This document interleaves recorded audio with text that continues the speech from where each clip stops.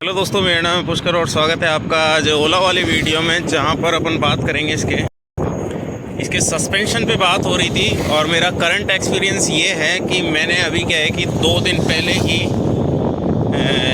हवा थोड़ी सी फुल करवाई थी, 40-40 करवाई थी दोनों आगे वाले पीछे वाले टायर में। तो आज चेक किया तो 35-35 थी, लेकिन जो पहले मैंने टायर प्रेशर करवाया था वो 35 था, सॉरी 15 था। 15 में मैं अच्छी तरीके से चला रहा था, 2-3 जनों को बिठा के आराम से चला रहा था, कोई दिक्कत नहीं थी। लेकिन आज जो ही 35 हुआ ना, तो अब मेरा ईवी स्कूटर इतना धचके मार रहा है मेरे को, इतनी खुद बज करके इतनी गालियां दे रहे हैं कि तूने क्यों करवा लिया।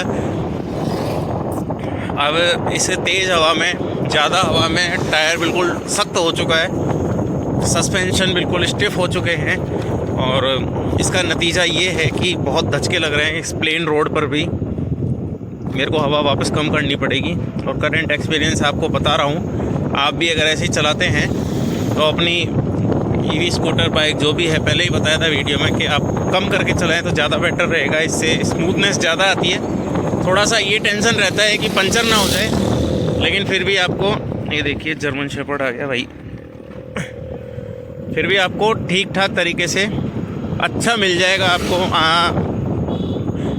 ज़्यादा हवा नहीं रखें, कम हवा रख के चलाएं, लेकिन थोड़ा ध्यान से चलाएं। और ऐसे वीडियोज़ के लिए चैनल पर बने रहें, सब्सक्राइब करना ना भूलें। Thank you.